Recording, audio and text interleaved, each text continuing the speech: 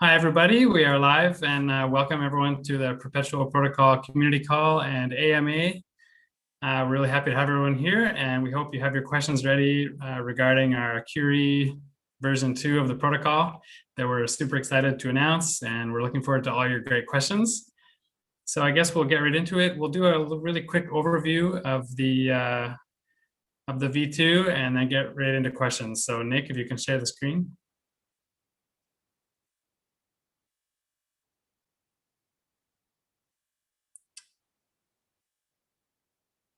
All right, so we'll just give a quick overview.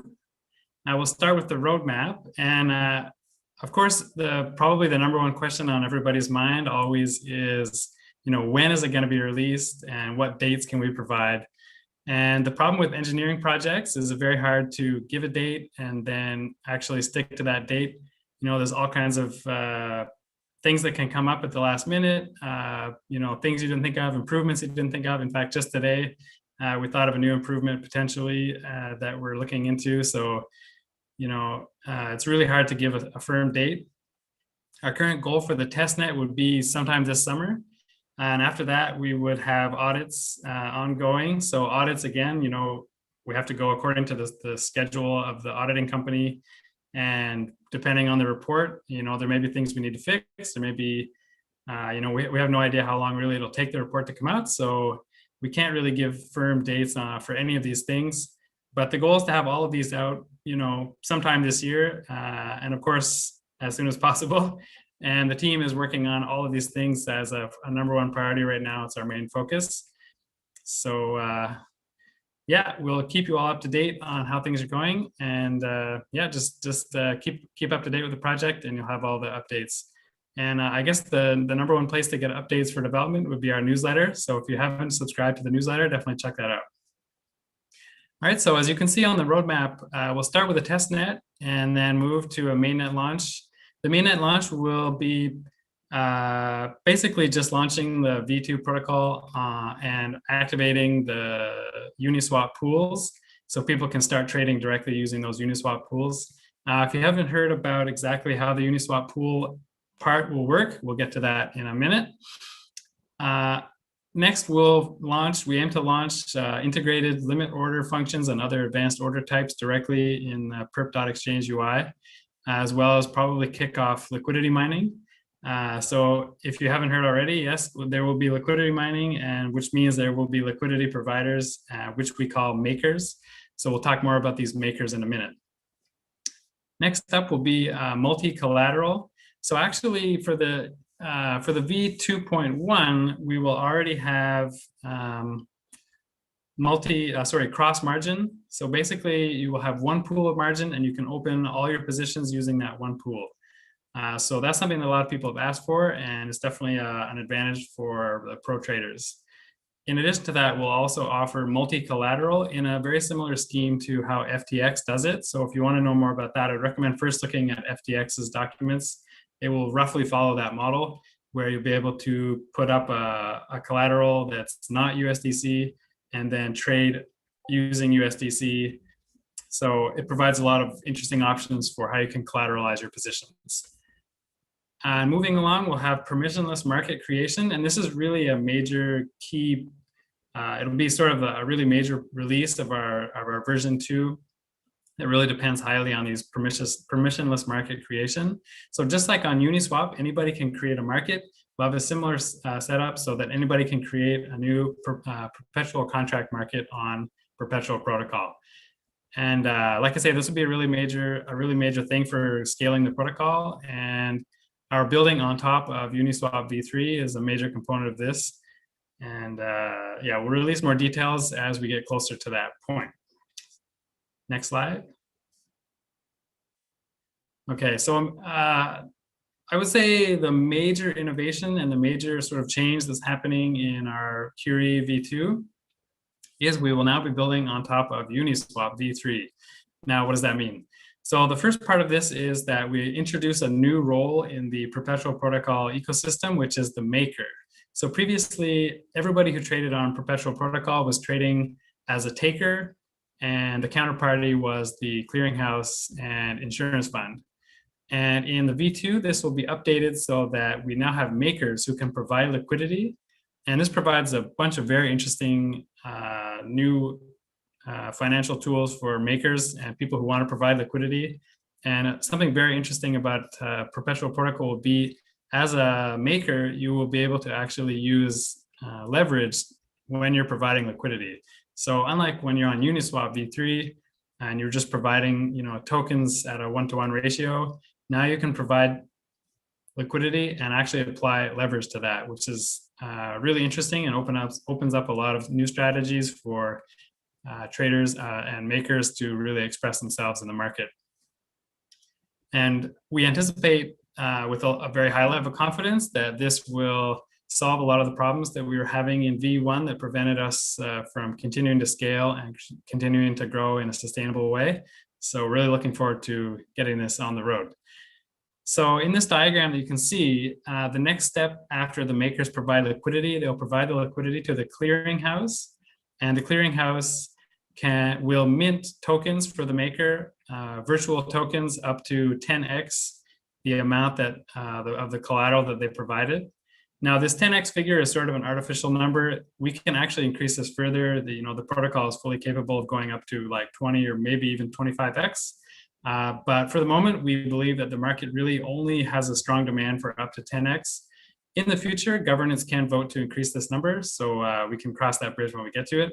And we definitely welcome any proposals in the governance forum if you have ideas regarding higher leverage or you think this is something that people will want. All right, last and not least, the Uniswap V3 component. So after the clearinghouse mints these tokens, the tokens will be then added to pools on Uniswap V3.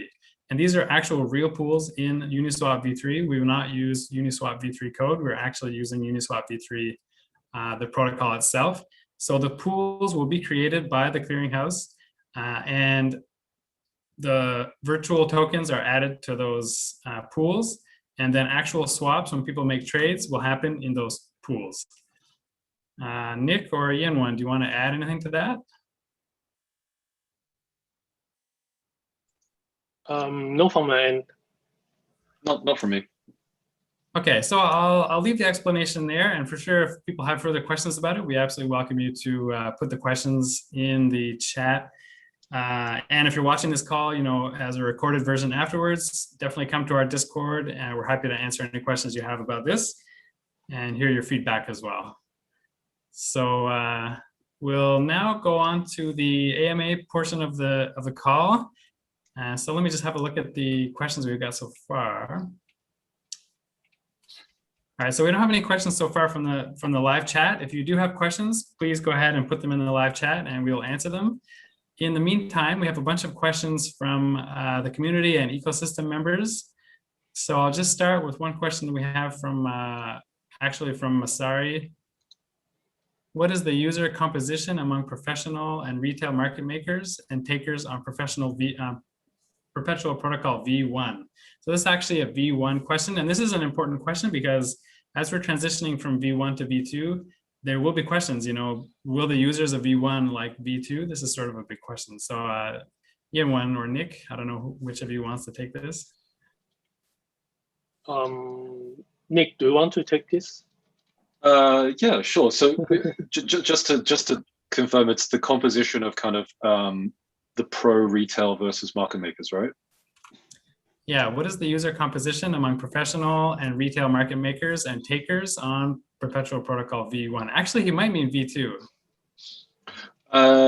Right, I'll just answer as though it's kind of V1. So right now, the user groups that I would say we have would kind of group into three. So the first one is the institutions, like the large kind of whales that do a lot of the market making and a lot of the trading. You've then kind of got on the other spectrum a lot of the retail users, and then in the middle you've kind of got this retail pro, which is a lot of users who either may do kind of a lot of volume either through the UI doing things like technical analysis, or you may have kind of individuals who come from or have spun out of quant firms or HFT firms that have started trading. In terms of the actual distribution itself, where we're looking probably about like 60% is like a high frequency traded manner, and then the rest is kind of distributed amongst kind of the retail and the retail pro. All right, so the next question that John from Masari had was, what is the anticipated, what is the target user composition for V2? That's an interesting question. But we don't know yet because we haven't launched V2 yet. So probably we can, maybe we can answer this question maybe like after just several weeks or several months. Yeah. The only thing I will add is that we know that most kind of like centralized exchanges and whatnot will have the large portion happens in kind of a small amount of market makers, but you still have a very long tail of kind of retail traders that still make up a very large portion. So I suspect we will get to that, but ideally maybe a little bit more retail heavy, but we'll see. Yeah, and I think from my end, I can say that we expect V2 to have a broader potential user base. For one thing, we'll be launching on Arbitrum. So there'll be a lot more liquidity and like just general users than on XDAI. So we expect a lot of those will come in. Also, since we're building on top of Uni Swap, hopefully we can attract some users due to the branding there. And also because there's the maker role, that's a new role that opens up, a whole cosmos of different strategies that you can apply. So, if people are looking for passive market making, we're going to be partnering with we're trying to partner with anybody who is building market making strategies on Uniswap V3. And we're already in talks with a couple of projects at the moment. So for sure, I think there's a lot of potential there. All right, let's just keep it moving along. The next question we have from the live chat, our super community member Reinhard, is, will these minted virtual tokens be pegged? Meaning, will they show as a certain price, let's say $2,000 for V ETH, for instance? I think that's actually a very interesting question. That's a great question. It kind of like is packed, but I think because for the founding design that we have right now, we don't really give out. So we mint this V ETH, but it's not real. Like the owner scale, the smart contract. Perpetual protocol smart contract. We don't really give out to the users, so to the traders. So which means that no other people owns these tokens except the perpetual protocol. So which also means that there is no like in-chain value for these tokens, and also there is no like mark price for these tokens. That's that's the design for now. We might want to change it, but in some way, this virtual token actually can have value. But in our current design, we just it's a bit complicated. So we will just keep it. The owner will only be the perpetual protocol smart contract. I hope that answered the question. But yeah, I think in short, it's packed, but you will not see the price. There is no like reference price for this asset, for virtual asset. Yeah. But is it also somewhat, it will be like regular assets in Uniswap pools where the assets themselves don't really have a price, they just have like a ratio of one asset to another. So the price is sort of determined by that ratio. Yeah.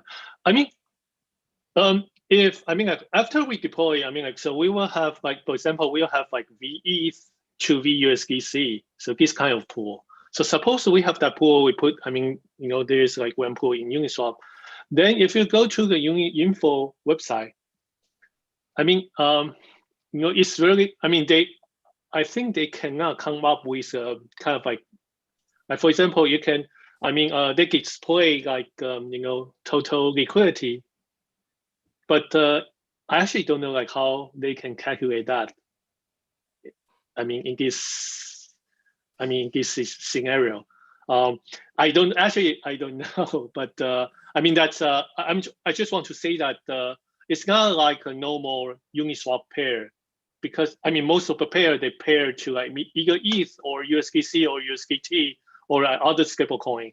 But for this pair, actually, it's like two virtual token pair, and the owner is the same. I mean, smart contract. So it's a little bit weird on there, but the scale it can be traded. All right, very interesting. We'll move on to the next question from the live chat, which is, hi, will the makers be providing liquidity for just Purp, or are they actually providing liquidity on Uniswap? So I can answer this. They will be providing liquidity on Uniswap, but those tokens will be created by the Perpetual Protocol Clearinghouse. So no other, there will be no other source of those tokens, and the Clearinghouse owns the tokens, so they won't be able to be moved by anything but the Clearinghouse. And of course, the Clearinghouse will be taking instructions as a smart contract from any wallet that owns those tokens. But all of the transactions will have to be mediated by the Clearinghouse. Does that sound about right? Yep. All right. So we'll move on to the next question. How will makers choose how much VUSDC and VETH or other V tokens to mint? Is it mandatory to use a 50-50 ratio or 1-to-1 ratio? I can also answer that.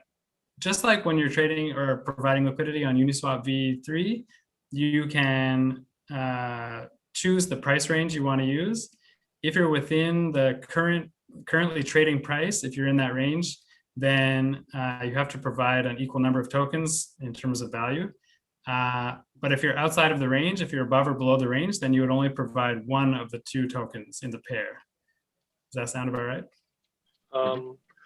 Actually, I mean, if you are within that range, I mean, it's still not the 50-50. I mean, Uniswap actually, I mean, it might be a 30-70, depends on the market situation. So, I mean, yeah. So, but I mean, the maker has control of like how many tokens they want for the pairs. Yeah. All right, moving on. In V1, net funding rates are paid by the insurance fund. And how will funding rates be paid in V2? I could take this one. So in V1, just to clarify, the insurance fund only steps in to pay the funding payments in the case of there's a skew in terms of open interest, in which case in the ETH markets there are. So there's more longs than shorts. And so if the shorts have to pay the longs, and the insurance fund kind of has to step in and pay for it. And conversely, if longs pays shorts, then kind of the insurance fund receives it. But with V2, effectively, because we're introducing a maker, every single trade now has a counterparty. So if a trader comes in and places a long ETH order, for example, then there's a maker that will conversely be taking a short. And so the funding rate basically will transfer from one to the other, just depending on if it's longs paying shorts or vice versa. All right, great. Moving on, how to calculate how much USDC the maker received when he redeems from the clearinghouse? This is a fairly technical question, I guess. It depends on lots of scenario, but it's actually quite. I mean, so it actually.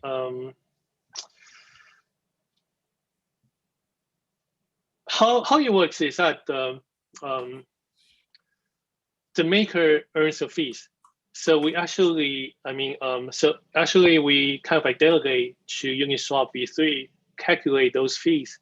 So I mean, so every time maker put something, like put some virtual token on Uniswap V3, I mean, we will check that, and then we will actually check the fees that the maker should receive.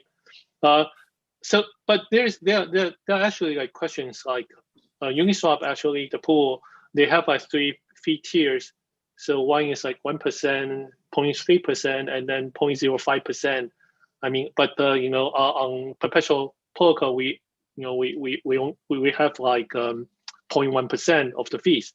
So we keep track that fees, but we actually kind of like collect that fee back to the smart contract itself, and then we kind of use that result and then calculate the fees that we should pay the maker. So of course, I also take some part of that to the insurance fund, some part of that to the staker. So in short, we use Uni Swap to calculate kind of like the baseline, but we do recalculate. I mean, try to take. I mean, how to distribute these fees, or like where should we redirect the fees to? So yeah, that's kind of like high level how we do this. Yeah. Yeah. All right, great. And the next question we have is, will the Uniswap fees be priced in? Now, actually, I think I can answer this question. From my previous description, you'll notice that like the tokens are created by the clearinghouse and placed in the Uniswap pool by the clearinghouse. And also all the trades pass through the clearinghouse to be executed on Uniswap. So you'll notice that actually both the trader and the Uniswap liquidity provider are the same entity. It's the clearinghouse. So that creates a zero net balance of fees. Mm-hmm. Yeah. The next question we have. Sorry, go ahead. No, only if Uniswap doesn't take the protocol fees. Yeah. Yeah, there is a possibility. Yeah. But that's probably like a long time after, I think. Yeah, we'll cross that bridge when we get to it. All right, our next question is, should I invest in Dogecoin? Great question. We can't give financial advice on this call, so sorry about that. The next question from that is, will makers be providing liquidity as a single asset or token pairs like Etheusdc? Is there a risk of impermanent loss for makers? So I can answer the first part of this question pretty easily. All the liquidity that you provide will be provided essentially as USDC, just like with V1. Eventually, we will launch the multi-collateral option so that you can collateralize your positions with other assets. But even then, the trades will still happen based in USDC. So the clearinghouse itself, when it receives the USDC, will issue VUSDC, and then you can split those into the appropriate ratio depending on the pool that you're entering on Uniswap. I don't know if that's about right. Yeah, that's right. Yewan or Nick, do you want to talk about impermanent loss? Yeah, I can talk about that. So impermanent loss, because it kind of like you only provide kind of like one side of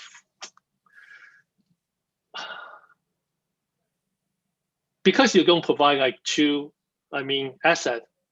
So I kind of feel that there is no impermanent loss because impermanent loss you need like two assets. But there is risk. There are risks. I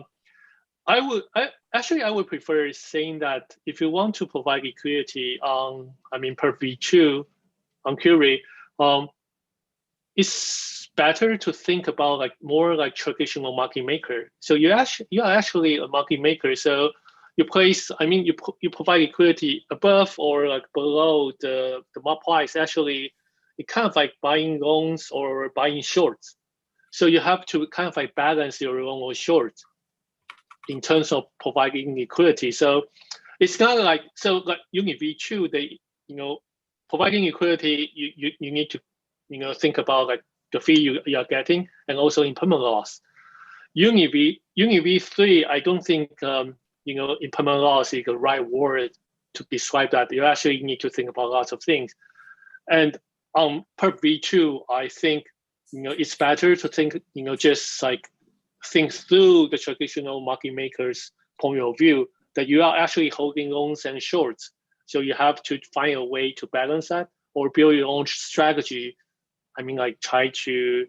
Depends on your strategy, but you still want to have that balance. Yeah. Hope this answered the question. Yeah. All right, great. Next question we have is, will trading fees still be 10 basis points? And how will it be split between stakers and makers?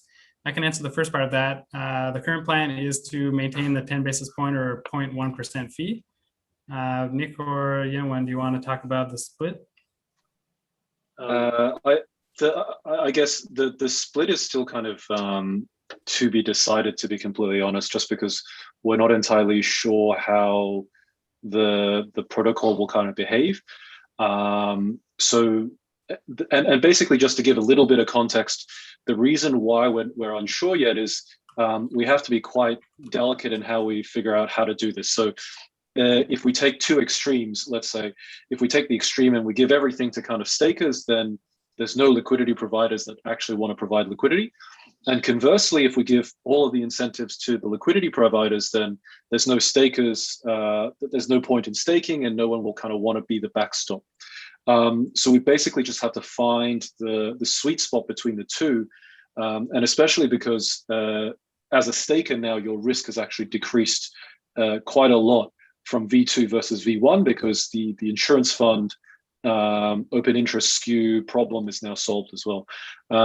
So we don't have an answer yet, but we're going to monitor, and hopefully with the help of the community, we can kind of figure out the best balance. Yeah, so it's most likely, almost certain, in fact, that this will be decided by a governance vote at some point in the near future. So the next question we have is, can you expand on the risk of liquidation when providing leveraged liquidity? And will there be a tool to track collateralization factor? Yes. So I think the first question is that the risk of liquidation.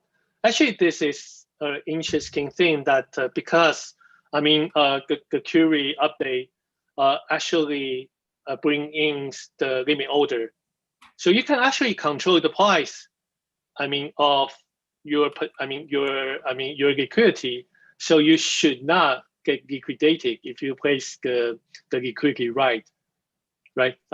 Because I mean, like it kind of like you have a limit order on like centralized change on limit order book, and then if everything you want to do is like kind of like place limit order, then you should not get liquidated. So the first answer is, I think there's definitely a risk. I mean, for the maker to get liquidated, but I think you can actually avoid that. I mean, wisely. The second thing is that definitely we will. The second question, actually, collateralization factor. I don't know if we have this or not. I think this is in relation to multi-collateral, or maybe we can confirm. Yeah. Oh yeah, maybe. Well, if I'm not mistaken, I think it's related to the cross margin mode. So if you have a bunch of positions open, your collateral will have sort of a health factor. Oh, okay. So it's kind of like margin ratio, right? Yeah, for the portfolio. Yeah. Okay. Yes, of course. Yeah. We will calculate the margin ratio. I mean, because liquidator or keeper will calculate the margin ratio, and then they want to liquidate everyone. So we definitely will provide a tool for everyone to calculate. Yeah, for sure. The UI will have ways of visualizing your collateral health for sure. Mm-hmm. All right. So the question that's coming up next is, is it possible for traders to open a position without makers providing liquidity on Uni Swap? No. No. Yeah, so we definitely need to have makers providing liquidity, and as I said earlier on, we will have some things like liquidity mining to help incentivize people to come and provide liquidity at the initial phase. The next question we have is, are makers providing liquidity to specific trading pairs or to all trading pairs? I think I can answer that. You will provide the liquidity to whatever pair you want, so it will be specific trading pairs. Okay. We don't have any more questions in the live chat at the moment, so I'll go back to our questions posed by the community previously. The next question is, how has the insurance fund changed to support new forms of leverage and eventually multi-asset collateral on V2?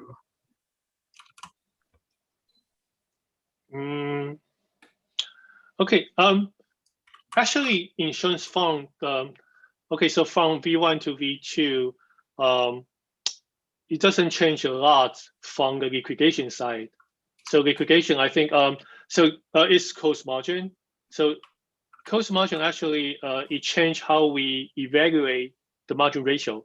So, we used to evaluate the margin ratio by market. Now we do this by account. So, but once, some account, their margin ratio below certain threshold, liquidator will come in and liquidate.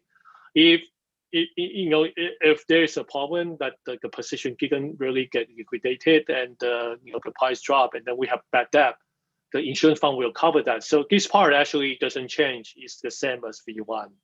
Yeah. All right, our next question is, makers are expected to receive protocol fees. Are they required to stake Purp, or do they receive protocol fees through other means? This is still a work in progress, but they will receive a percentage of the fees from the trading volume.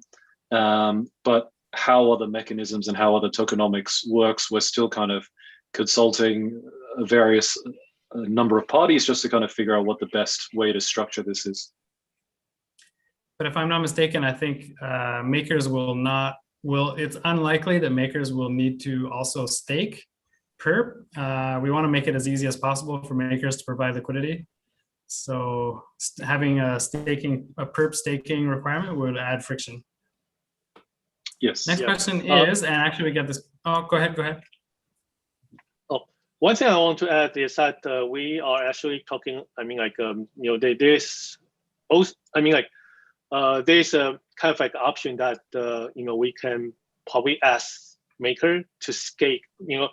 Or like if the maker stake, Purp token in our staking contract, then we can kind of like boost the fee they will receive. So that's also a thing that we are considering. But it also have like some side effects. So we are still thinking about that. Yeah. All right. Next question, and we get this one quite a lot, is what does the Perpetual Protocol team plan to offer, or how does the Perpetual Protocol team plan to offer full services to users in jurisdictions with restrictive or uncertain regulations on futures and other derivatives? Example, the United States. I guess the very simple answer to this one is we're probably look at it. We would look at a kind of two layers, right? So the first layer is the protocol itself, which is fully decentralized. Anyone can kind of do whatever they want. And then the second layer is more around like the foundation and the team itself. And this is where we actually have to make sure that as a team that we protect the foundation team members, and we kind of abide by all of the regulatory laws that are required for us. And so we're not going to go ahead and break any laws that our lawyers tell us not to break effectively. But one thing I want to add is that we do have, we do have like several GitHub projects. One of them is a simplified UI. So you can actually follow the instruction and then run a UI. Kind of start that UI on your computer, and then you can trade. From our point of view, we want to provide tools. I think the regulation issue, it's not going away in the near term. We are not really know the real. We don't know the real answer to the regulation.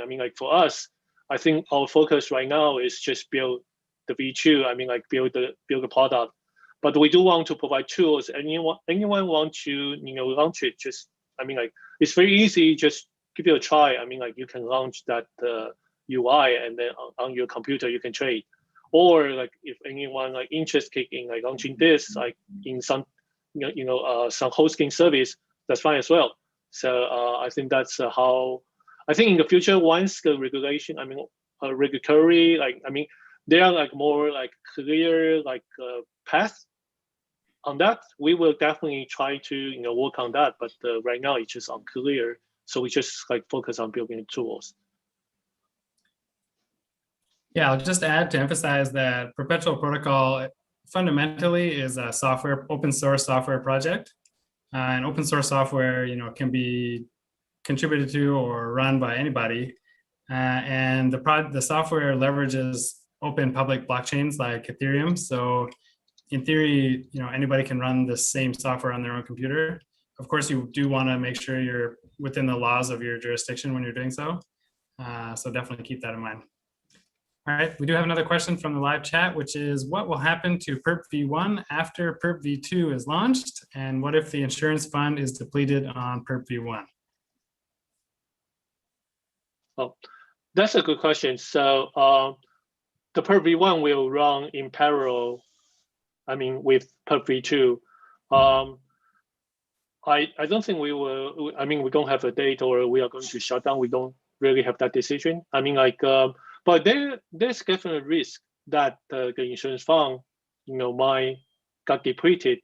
But as far as we know, at least for now, I think we have, it's a possibility, but I don't. It's it's kind of a low. It might happen, but we just follow what we decide for the V1. So once once it's depleted, we will mint more tokens. I think that's for sure. So the team, at least we will try to so we trade there, we do arbitraging. So I think we will keep doing that. I think our other people doing the arbitraging, they will still keep doing that as well. So I think the market will keep running for a while. Yeah, for sure. And we actually do have a couple of further improvements to make on V1. So V1 definitely has some more gas in the tank. All right, the next question is, why does V2 require makers, whereas V1 does not? And what's changed fundamentally? That's a big question. It's a big question. So let me answer this. So V1 actually is a little bit tricky. So V1 we have so for Perpetual protocol we have two components. So one is the minting process. So we actually so you put in USDC, 100 USDC, 200 USDC, we mint virtual tokens, and then the second part is actually the price engine. So once we have those virtual tokens, we actually put that in, in V1, we put that in an SYK model, and then we can get the other virtual token out. That's actually is your long or short position. So that's how it works for V1. For V2, actually we swap that SYK out and then put Uni Swap V3 in. So it actually not a really big change, but it actually changed a lot of design within the system. One thing that we think is V1 design, there is a very interesting property that actually we can we can actually remove. So one question is that how about we don't have liquidity provider and then we put we mint certain amount of token and then put those token in the pool first. What happened? If we do that in V1, actually because we're using this SYK, it actually has a property that's called path independent, which means that no matter how people trade, once the price go back to the original state, we will have the same amount of X and Y token. That's a bit tricky. That's actually a proof. So so that's actually means that we can actually provide, pre-mint those tokens and then put it in the pool. So that's actually the difference, the reason why Perp V1 doesn't need liquidity provider, doesn't need anyone to provide liquidity. But for V2, because we are using this new Uni Swap V3, so because Uni Swap V3, they actually concentrate liquidity, so it doesn't have this path independent property. So we are not able to use the same cheat as Perp V1. Yeah, that's actually kind of like an answer for this. I hope that is clear enough. Yeah. All right, great. So the next question we have is, with Curie, will the existing funding rate disappear? I guess you could interpret this question in two ways. Will there be funding rates in V2? The answer is yes, there will be funding payments. And the other way of interpreting the question would be, will the funding rates change? And I would expect that the funding rates would definitely change. I mean, the funding rates that we see in V1 are based on the characteristics of the exchange itself, and the characteristics of V2 are a little bit different. So I would expect the funding rates to definitely change. Also, V2, because it's we add makers into the mix, those makers will be expressing themselves in the market, and part of that expression will be in, you know, eliminating inefficiencies and, you know, trying to trade as in the most profitable strategy that they can find. So I would expect the funding rates to be a little bit lower. I don't know if Johan or Nick, you want to comment about that? I don't know about higher or lower, but one mechanism change is that we are going to, I mean, kind of like 80% sure that we are going to do like per block funding payment. So like previously we have like hourly, so the funding payouts like per hour, but actually we are going to do per block. So that's actually changed something. Yep. All right, next question we have is, how will shorts work on Curie?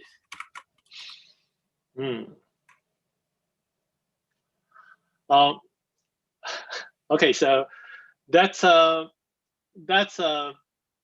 think it's probably a little bit hard to just kind of like describe it.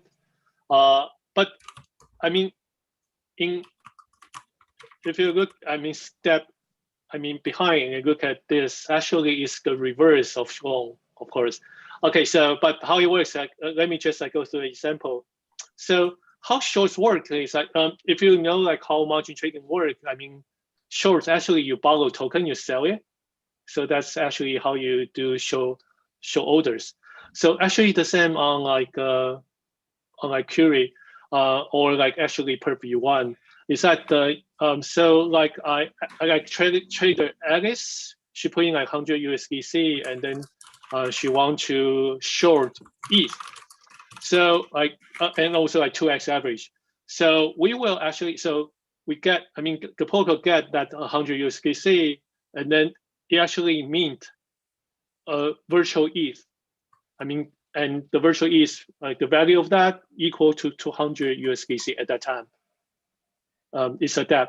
And then Alice can put that virtual ETH to, I mean, Uni Swap V3.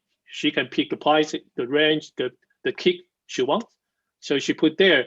Once it got swapped, actually, she now has a short order, which means that she actually has dApp back. She has dApp of virtual ETH, and then now, but once she swap it, she actually has virtual USDC. So in a later time, once she want to close this position, it kind of like, you know, we have to return that virtual USDC back to Uniswap V3 and then get ETH out and then kind of like you know, pay the dApp. So something like that. Yeah, it's a little bit like weird, but it's actually the reverse of long position. All right, so moving on, the next question we have is, will contracts be migrated from V1 to V2 automatically, or do I need to unwind in V1 and put new trades in V2? So these will be two totally separate systems. If you have open positions in V1, you'll need to unwind that position and reopen it in V2. But V1 will still run for an indefinite amount of time. And in fact, since it's on the blockchain, in theory, it will run forever. Tempo or Nick, do you want to comment? I don't think you have to unwind the position in V1. You can just put both, I mean, like, I mean, the position in both places. Yeah. All right, the next question we have is, a little more complicated. Are we sure that concentrated liquidity will be the best practice in the foreseeable future? Because it's very early right now for Uni V3, and it's hard to calculate potential earnings or losses. And the next part of the question says, if you're using Charm, which, yeah, they recommend choosing a whole range when LPing on your own. So do you have any comments about that? The sort of early new nature of V3 and how complicated it is to calculate potential outcomes? I will say that, like, and I'm sure we'll share this afterwards, but the team's actually had a look at a lot of different kind of solutions or potential solutions that we can do. And one of the biggest, if you talk to a lot of kind of traders, one of the biggest pieces of things that they're looking for when they want to trade is the flexibility to kind of express what they want to do, as well as kind of a very large design space to figure out what their strategy and how their strategy works. And so if you, anything that kind of limits them in the sense of how XYK used to limit people, is kind of not as good. So we actually believe that with V3, or I guess with V2 utilizing V3, it's kind of becomes the base block of derivatives, and people can then start building on top of us. So we're fairly confident that this is the way to go.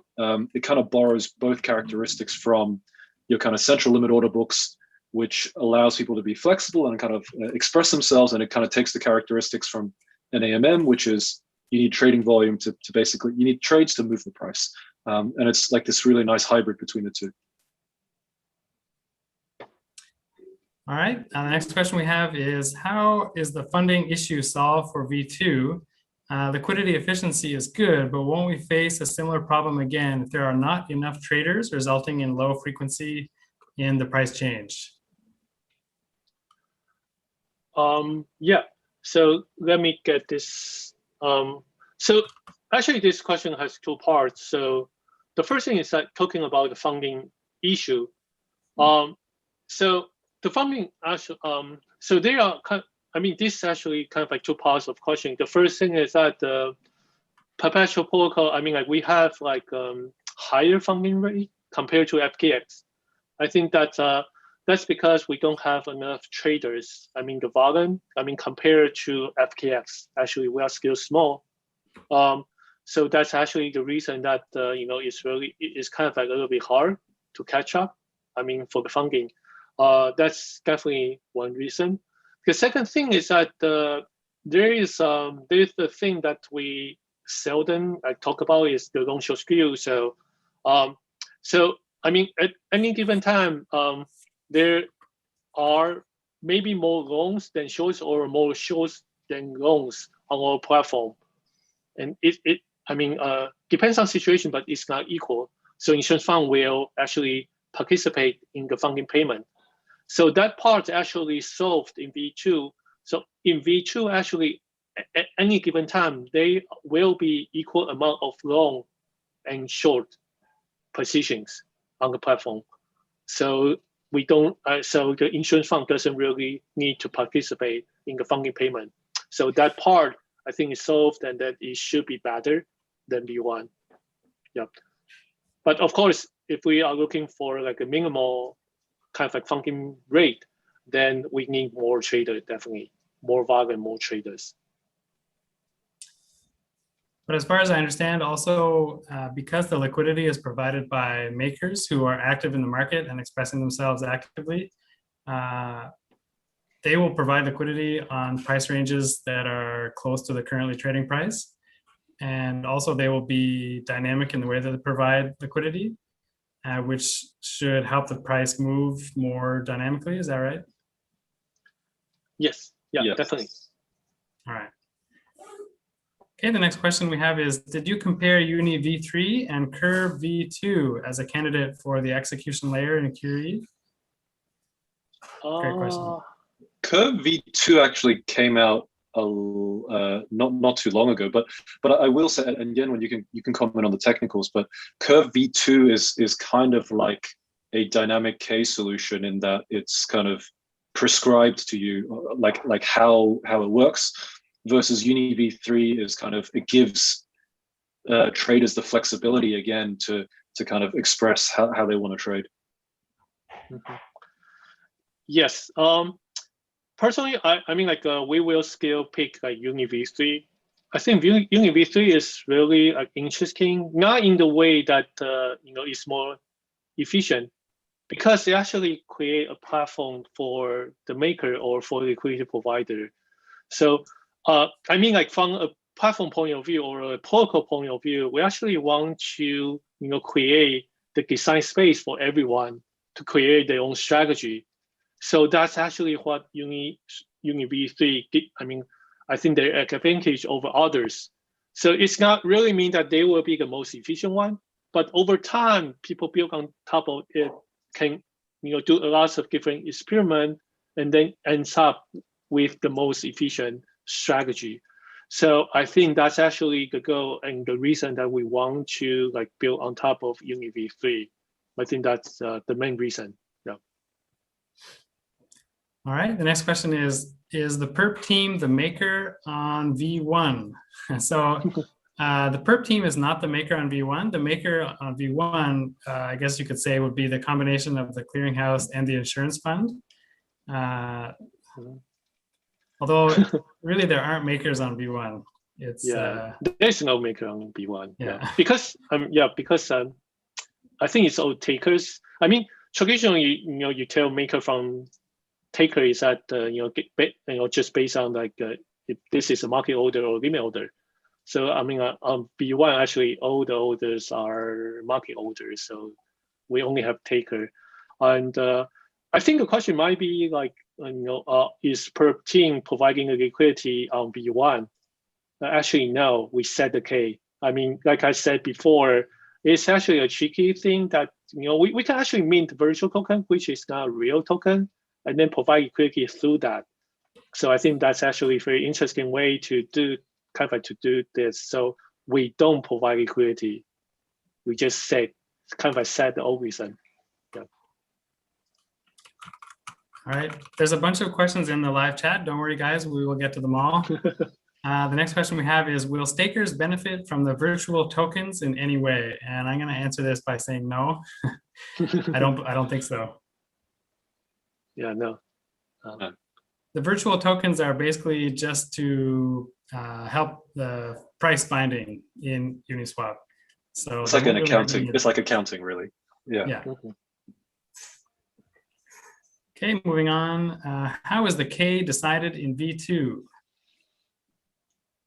It's not, and that's the beauty, because the K really is like a reflection of how much liquidity is in the pool, assuming like this fixed formula for XYK. But in this new version, because we're using Uni V3, there's no fixed formula where you distribute liquidity equally across the curve. And so, correct me if I'm wrong, Yanwen, but like the concept of K doesn't even apply, like it doesn't really apply anymore in the way that you would think about it in V1. Yes. Yeah. Still, there is a K in Uni V3, but I think it's in very different form. So yeah. So I don't think there is a question of like how K is decided. It's not decided, by the team or by anyone. All right. The next question is regarding funding payments. Will market makers pay or receive funding fees? And the answer is both. It will all depend on the range at which you're providing actually, I'm not exactly sure. You will definitely be either paying or receiving depending on the market conditions. I don't know if you want to add anything to that, like why? Oh yes, I mean like yes. Once you hold loans or short tokens, no matter you are a maker or takers, I mean like definitely you will pay or receive funding payment. All right. Next question is, will staking change after the V2 launch? And it was mentioned that staking will also be on Arbitrum. So I can confirm that staking will eventually be on Arbitrum. As for the will it change? Yewen, do you want to go on answer that? We actually don't have a decision yet on this. I mean, previous design we follow how Sushi work. So Sushi actually put all the staking. Sushi, I mean, they have like market deployment on different chains, so they put the staking on each mainnet. I think that's design is quite good, and that's actually why we follow that. So I think we might follow this, but of course, I mean, like if Arbitrum is really, I mean, like really strong, I mean, everyone is moving on to Arbitrum, then maybe we should move the staking to Arbitrum. But actually, I don't know right now.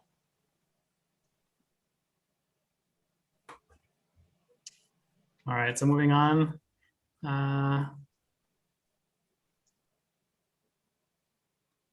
So it's a follow-up question about the V2 versus V1 makers. Theoretically, was it also possible to have the same system without makers where the protocol continually adjusts synthetic liquidity? So I think the answer is yes. We could just seed a fixed number of tokens into each of the Uniswap pools. But this doesn't solve, this basically recreates the Perpetual Protocol V1 on Uniswap and won't really solve the issues that we had with Perpetual Protocol V1. So we don't really plan to do that. Next question.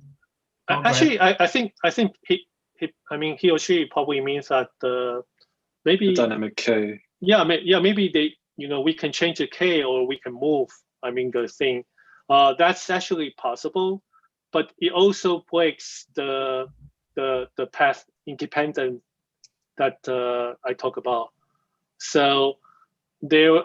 We need to have like very detailed calculation on the impact, because once you change something, I mean, kind of like once you move the K or once you move the curve, the curvature of that curve, then it definitely creates some impact on the P&L of everyone, including the insurance fund, including the traders. So it's possible, but it's actually a very hard question if we don't use SYK. So yeah, that's it. All right, so in this is actually a very difficult question. In version 1, we had no need of makers, and this was truly unique and impressive. So what's the most unique aspect of V2 in one sentence? We are still thinking about the one sentence, the one-liner for V2. Yeah, I'm stumped on this one. I don't know one sentence. Yeah. I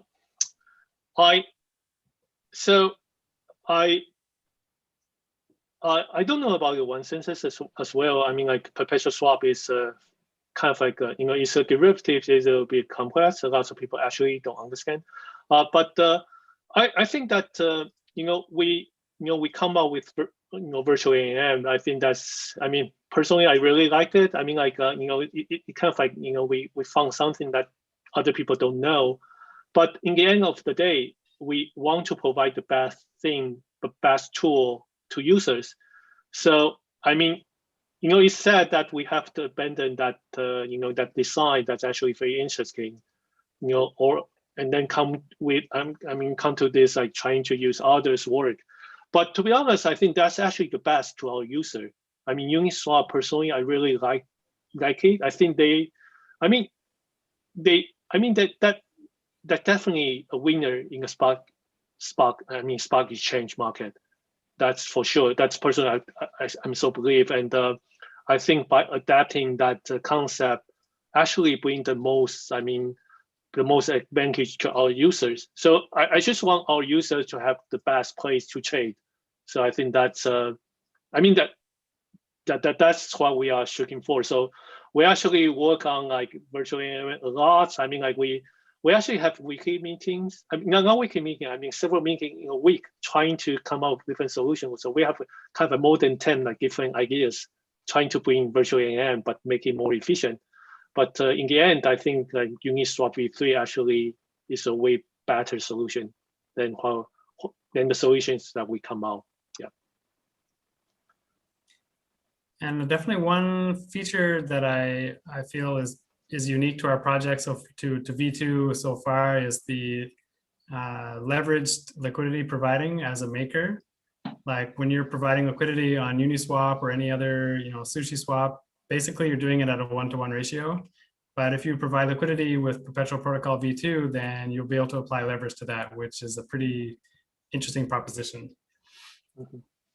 So moving on, the next question is, can makers provide liquidity using non-ERC20 tokens, for example, Solana tokens or BSC tokens? And this actually connects to another question we had from Telegram, which was if we'll be able to provide deposits from, using bridging, like, for example, using REN protocol to provide BTC deposits. Nick or Yewan, do you want to handle that? Yeah, I can take this. I think it's okay. So personally, I think maybe so let me go. So I think I don't really understand this question. So they might be maybe he or she might ask two different things. So I think one thing is that the maker provide liquidity in virtual tokens. So like we said that the maker put in USDC or other token, but actually they provide liquidity in the virtual token form. So we are not. So it's not like Uniswap, like people kind of you have to provide either one of the tokens. We don't really provide liquidity using a real token, real ERC20 token. So that's one thing I want to make sure that everyone understand that. So you only put in USDC. The second part is that besides USDC, we are actually considering having more different type of collateral like ETH, like WBTC. So actually, in that sense, actually, open market are still kind of like using USDC as the code token. So every market is coded by USDC. But if you want to provide collateral like in ETH, actually, we can kind of like use ETH as the collateral, and then you can think about like you kind of like borrow USDC out using those collateral, and then we trade using USDC. But we want to provide that just like actually FTX has a feature. I think that's quite nice. So you can provide you can provide ETH, and then you still trade on the platform. So to answer this, we don't really make a decision on the collateral that we are going to take. But I think personally, definitely for ETH or like for WBTC, so it's ERC20 token. We are not going to breach any token. I think that's actually beyond our scope. Yeah, that's it. All right. Give me 1 second. So we're about out of questions, but we do have one final question, again from Telegram, that was asked previously. And what is the difference between V2 and other lending projects? So on V2, you can deposit and get VUSDC, and then long or short on Uniswap V3. Whereas you can also use like a lending project where you could borrow the collateral or use your collateral to borrow a token, like borrow ETH. And sort of go long or short that way, or even potentially use leverage. I guess the first thing is like that's commonly referred to as, I guess, margin trading, but I guess it's not even proper margin trading because you can't get under collateralized lending in DeFi, and so the most leverage you're ever going to get in that scenario is 1x, i.e. no leverage. And so with Purp, you can actually get leverage, which is the key difference. That and margin lending is usually very expensive because you borrow the assets and you have to pay a fixed interest based on that borrow. Yeah. Although in a sense, I guess if you're trading perpetuals, then you may be paying the funding rate. Yeah. Definitely, it just provides a lot more options and probably a much more unified interface for doing so. And for sure, being able to trade with up to 10x leverage on Perpetual protocol is a lot more than you're going to get from any lending protocol. I think there are under collateralized lending protocols in DeFi, but they're not common. And yeah, so it's just sort of a whole different financial product. Okay, we don't have any other questions, so I think we'll wrap it up for now. Like I said at the beginning of the call, we welcome anybody to join our Discord. Come to Discord and ask questions. We love answering questions from the community. We also have a Telegram group which you can join. And if you want links to those, just go to perp.fi, perp.fi, and the links are all there. So thanks again, everybody, for joining. It's been a pleasure, and we look forward to talking to you again in the next community call.